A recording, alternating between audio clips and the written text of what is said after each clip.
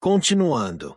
Mas como veio uma segunda turma de habitantes do mundo racional, acompanhando a deformação, isso veio causar a geração de uma segunda humanidade, a humanidade do Rosário da Vida, quer dizer, do nasce e morre.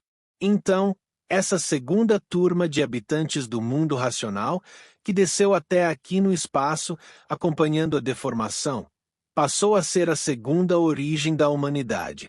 Observe que primeira origem e segunda origem que aqui está sendo dita está levando em conta os dois grupos de habitantes do mundo racional que dão causa direta aos seres humanos. Então, primeira origem e segunda origem têm como referencial os habitantes do mundo racional que dão causa aos seres humanos, ficando sendo os raciocínios desses seres humanos. Não podemos confundir quando falamos da origem, usando outros elementos como referência. Como no caso em que é falado que somos frutos da quarta origem, porque aí está considerando outra perspectiva de entendimento. Pois bem, tendo vindo uma infinidade de habitantes do mundo racional acompanhando a deformação, esses passaram a participar da formação da segunda humanidade. E essa segunda humanidade não nasceu do chão, como a primeira, que evoluiu dos monstrinhos. Esses novos seres tiveram outra formação.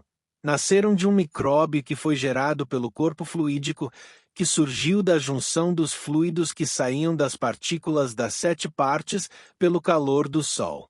Então, o Sol produziu o calor que incidiu nessas partículas, que veio produzir fluidos que se juntaram e se transformaram em um micróbio.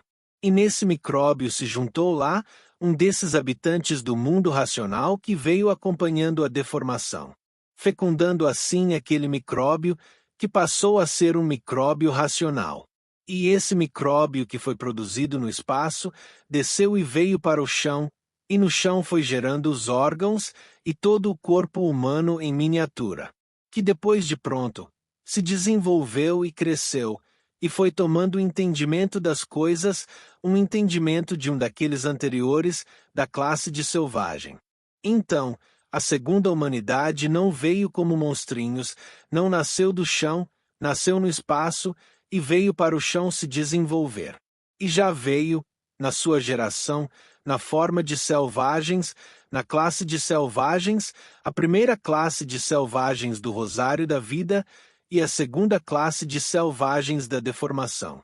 E o João explica essa formação, falando que teve essa primeira remessa em que os fluidos foram atraídos por esses corpos de energia racional e neles ficaram, e que isso se deu pelo céu de todo o mundo, e como já tinha havido a separação das terras no 13º degrau, fez com que nascesse selvagens em vários continentes. Tinham vidas longas, eram eternos, até que começaram os primeiros casos de morte pelo envenenamento dos vegetais, com os quais se alimentavam. Estavam aí, no 17º degrau. E depois veio outra e outra remessa de geração de seres humanos. E tem, em outras explicações, o João falando da natureza unindo esses corpos fluídicos com os corpos de energia racional, os habitantes do mundo racional que vieram acompanhando a deformação. E nesse nascer e morrer, e se transformar, e tornar a nascer, tudo ficando por conta da natureza. Ficando a natureza com plenos poderes sobre a humanidade, que ela passa a governar em toda a sua totalidade. Diferentemente da primeira humanidade, que tinha a regência do astral superior, pelo alfabeto de astrologia, essa segunda humanidade agora era regida pela natureza. E a natureza ia experimentando as coisas, vendo as coisas se desenrolarem, e recebia as orientações de cima que vinham em forma de pensamentos. E aqueles selvagens iam se desenvolvendo, evoluindo e evoluindo, passando por várias classes, nascendo e morrendo, até chegar a civilizados, e como civilizados, prontos para serem racionalizados. Mas tudo isso, sem ela saber do propósito racional da primeira humanidade e nem dessa segunda humanidade. A natureza lapidava, transformava, organizava, fazia nascer de forma mais adiantada, mas sem saber do propósito racional da existência dos seres humanos, que é evoluírem para a fase racional, e daí, virem a ser racionalizados, adquirindo vida eterna racional, para se transformarem para o seu verdadeiro natural, para então se tornarem habitantes do mundo racional. Então a natureza sabia de muitas coisas, sabia de tudo na deformação, só não sabia da origem da deformação e da parte racional do ser humano em evolução na deformação.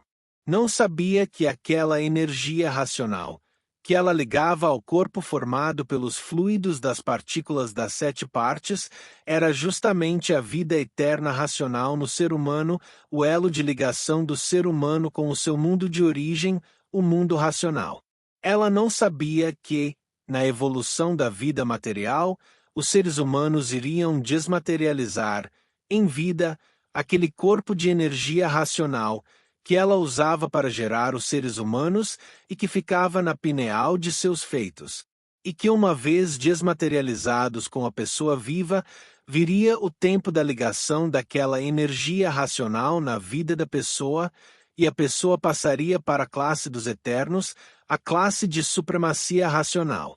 De onde se pergunta, se a natureza não sabia de nada dessas coisas racionais, do propósito racional dos seres humanos em evolução, como ela via, então, os seres humanos? Como ela entendia e sentia a existência humana? Qual era o propósito de seu governo sobre os seres humanos?